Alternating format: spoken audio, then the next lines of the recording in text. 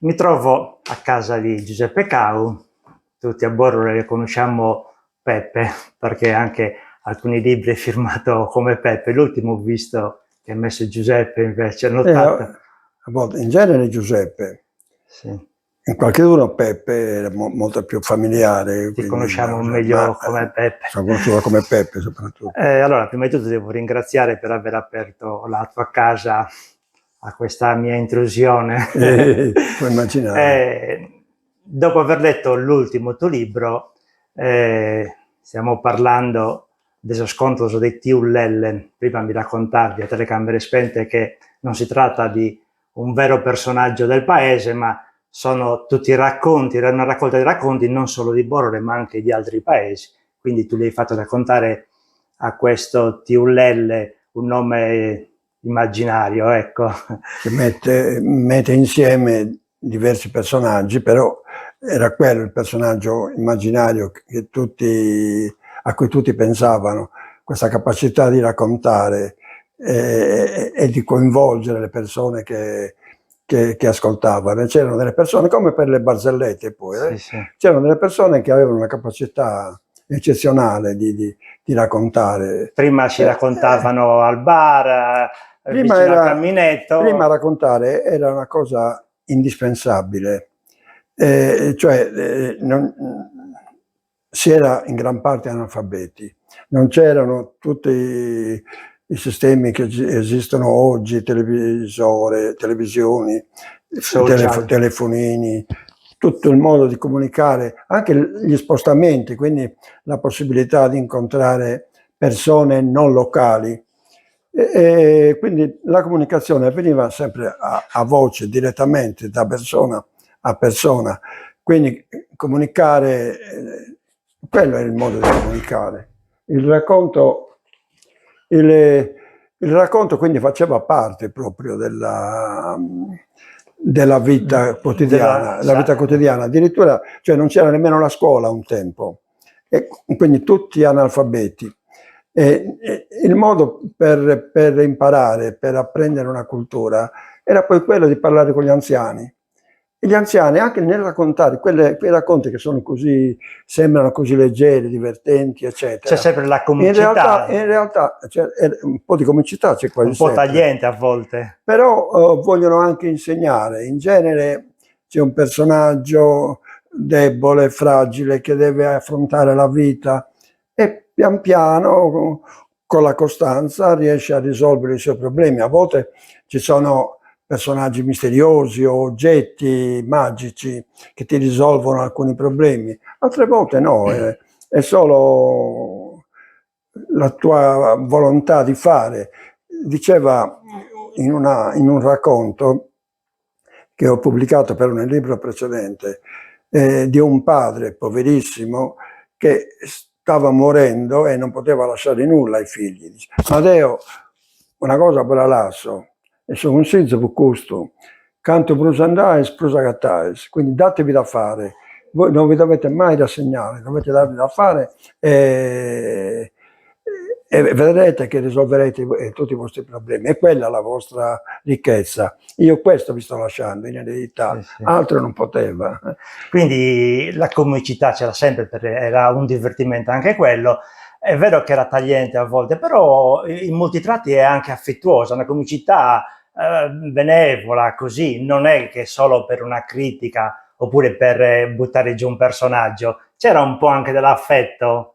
Ecco, non si era mai, anche lì, mai cattivi. Per esempio, in questa storia del frate, tu osservi in realtà un marito che vede, che si accorge che un tale sta associando la moglie, potrebbe vendicarsi, ma te lo trovi in casa, rientrando, eccetera, potresti fargliela pagare cara, anche picchiandolo magari, Sì, sì. o anche peggio. Questo qui invece no, gli fa uno scherzo, dice va, Sì. gira la mola, e poi lo manda via. È anche una cosa benevola da un certo punto di vista, no? Per come sappiamo noi, di fronte a tentativi di corrompere la moglie, addirittura in questo caso la moglie, per fortuna, cioè anche le donne, ecco. Un'altra cosa che mi pare sia molto evidente è che le donne sono in genere fedeli fedeli, quando sono scocciate, almeno nei racconti che ho raccolto io, quando sono scocciate da personaggi vari, loro, prima cosa che fanno, lo dicono al marito e si mettono d'accordo. Fargliela pagare alla... Ce n'è un'altra, qui non so se tu poi l'hai letta o no, di un tale che era un donnaiolo abbastanza, e scocciava in continuazione la moglie di questo qui. Passava vicino alla casa, c'era allora San Mesaborta, si affacciava e ogni tanto una battuta e quella lì però si infastidiva. L'ha detto al marito, guarda che il tale mi sta scocciando. E fanno in pratica lo stesso gioco che hanno fatto qui, fa finta di essere d'accordo, lo fa venire a casa, aspetta che si spogli in pratica per andare a letto, quando lo vede spoglio con i vestiti da una parte, prende tutti i vestiti, esce lui, però prende i vestiti in modo tale che quello non se ne riprenda, e c'è tutto che va così, no, è una solita cosa. E beh, cosa fa? Siccome era una persona benestante, adesso tu vai, se vuoi che io ti dia i vestiti, vai a casa tua, che abitava vicino, e mi porti un whisky de gaso prima. Arriva appunto Malaosa, che sta andando su Bugia de notte sperando che nessuno lo idera, è andato e ha portato su whisky de gaso. Ma no, non vorrei che ti dia tutto con uno whisky de gaso, no? Ma ti do le mutande, così nascondi quella specie di sazzarollo che giù si mese anche. E gli dà le mutande. Poi torna e gli dà una camicia. Poi formaggio, si è fatta la provvista. Grano, si è fatto la provvista. E quando lo deve concedere dice: ascolta, adesso vai, ma quando vuoi puoi anche tornare, perché noi abbiamo sempre bisogno di queste cose. Ecco, questo è un racconto sempre in questo libro. Sempre in questo libro. Sì. Ecco, stiamo parlando di questi racconti del suo ultimo libro, però appunto, come vi ho detto prima, ne ha scritto una decina, Peppe, di libri, sempre parlando di storia sarda, però ne ha fatto uno anche che qua vedo ancora la confezione, La leggenda del popolo dei nuraghi. Anche questo era un bel libro, ne avevo fatto un video anche su questo, che nel video come protagonista era Andrea Palmese. Lo voglio ricordare perché ne parliamo spesso con Andrea di questo video che avevamo fatto. Bello. Sì, lo ricordo molto bene, quindi anche di questo libro abbiamo preso un racconto, ho fatto le immagini con l'intelligenza artificiale e l'abbiamo letto quella parte in italiano. Il libro è composto da due parti, nella parte destra abbiamo quello in italiano, in quella sinistra in sardo, però dovevamo trovare l'interprete per leggerlo in sardo e chi dovevamo cercare meglio dell'autore del libro per parlare sardo, e siamo qua per questo, siamo venuti oggi. Un altro lavoro che io credo sia di una certa importanza è la raccolta dei modi di dire. I modi di dire, nel libro Narayan Solvezzo ne ha raccolto più di 2000. I modi di dire hanno una caratteristica anche rispetto alla lingua. La lingua è bello conservarla, bisognerebbe conservarla, la lingua sarda, però la lingua ha bisogno di adattarsi al momento, cioè nel periodo in cui si era contadini e pastori si parlava di quegli argomenti e la lingua di quello doveva parlare. Oggi, se usiamo la lingua sarda, dobbiamo parlare anche di telefonini, di radio, di televisioni, di mille altre cose moderne, di mail, allora, quindi la lingua si adatta, invece i modi di dire non cambiano, cioè i modi di dire sono capaci di ricostruire la storia del passato, perché sono sempre così. Si dice Boe solo non tira carro. Oggi Boe solo non tira carro, alla fine a un ragazzino non gli dice nulla. Per allora invece lì sta dicendo che loro usavano i buoi, che usavano su giù in particolare, che i buoi dovevano andare appaiati, e poi lo usavano per dire: guardate che bisogna aiutarci a vicenda se si vuole risolvere il problema. Ma ce ne sono tante, che so, una che mi ricorda, non capita un gioco in una mate bronizza, Oggi pensa un giovane non dice nulla, però se io voglio parlare di quel periodo, ricostruire e capire quel periodo, anche quello mi dice molto, perché allora Sabronizza la usavano ed era molto familiare. Non capitava un gioco della Sabronizza, però la Sabronizza Soprattutto per le signorine si diceva. era pungente, fastidiosa. Ecco, si diceva per i ragazzi che avevano trovato una bella ragazza, vuol dire che magari si doveva sposare o si era fidanzato, e dice, male, non capitava un gioco della Maternizza. No? E invece del libro di Cheshire Capai, il titolo è La storia della prima torre del primo centro abitato della Sardegna dopo il diluvio universale.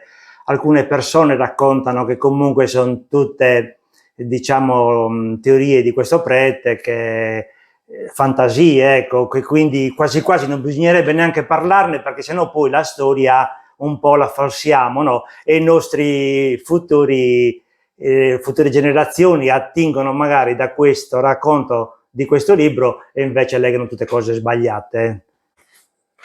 Allora, intanto bisogna che Sacapà scrive nel Settecento.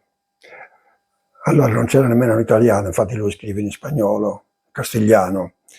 Era un prete, era anche plurilaureato, aveva 2 lauree, però la mentalità di allora non era una mentalità scientifica, non era quella nostra oggi, è diversa, appunto è una mentalità scientifica. Allora la scienza era legata alla Bibbia, lo dice la Bibbia, lo ha detto quel grande scrittore del passato, quindi è vero. E lui mette insieme frasi di diversi scrittori, ha fatto ricerca all'Università di Cagliari, dice tutte le biblioteche se le cercate, tutti i libri che ha trovato, infatti lui li cita questi libri e dice io non parlo a vanvera, dice lui, io non parlo a vanvera, io parlo su dati concreti, però sono tutti legati a quel modo di pensare.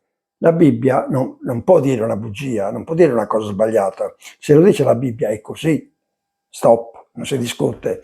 E in questo modo lui ha costruito la sua teoria del ripopolamento della Sardegna. Tanto la vita di San Ossorio. Poi, però, per quanto riguarda Boro, il ripopolamento della Sardegna, che avviene grazie a questo Bissone, perché si era parlato di questo Turris Bissonis, che in genere è riferito a Porto Torres. Lui dice no, non è Porto Torres. Lì è un errore, un grosso errore. Porto Torres e torre sono molte, questa è una, Turris, ed è la torre di Bissone. Bissone era il capo di questo gruppo di persone che erano venute in Sardegna disabitata dopo il diluvio universale e aveva scelto la base qui, questa piana a sud del margine, per costruire la prima torre e il primo centro abitato. Da lì poi io ho tratto l'ispirazione per scrivere il libro La leggenda del popolo di Nuraghi. Quindi adesso io non posso andare via senza chiederti uno spoiler dell'ultimo lavoro che stai facendo, so che lo stai già scrivendo, quindi se ci vuoi raccontare qualcosa per farci capire di cosa si tratta. Sì, in qualche modo l'ho sfiorato prima quando ho parlato dei modi di dire. Questo libro riprende i modi di dire, però non in ordine alfabetico come la prima volta, ma ho voluto ricostruire la cultura contadina, diciamo, attraverso i modi di dire. Per cui io mi chiedo cosa pensavano i nostri antenati, per esempio della donna, qual era l'immagine che avevano della donna, come la volevano, non so, anche l'uomo, come doveva essere, come erano i rapporti sociali. Ma ci sono variatissimi argomenti e io prendo questi argomenti, questi modi di dire che spiegano come vivevano allora. Quindi il titolo è proprio La cultura contadina nella lingua sarda. Quindi dai modi di dire si arriva a come si viveva. Io trago, ecco, ricostruisco, in pratica cerco di ricostruire quella che era la cultura contadina, come vivevano, che rapporti avevano tra di loro, quali erano i loro valori, i sentimenti, il rapporto sociale anche, come giudicavano gli altri. Spesso usano gli animali per giudicare il comportamento dell'uomo, quindi entrano in ballo l'asino, il cavallo e tanti altri animali, no? Io ritengo che anche quello sia una cosa interessante proprio perché conserva una cultura che ormai è scomparsa, che almeno i certo. giovani non conoscono più.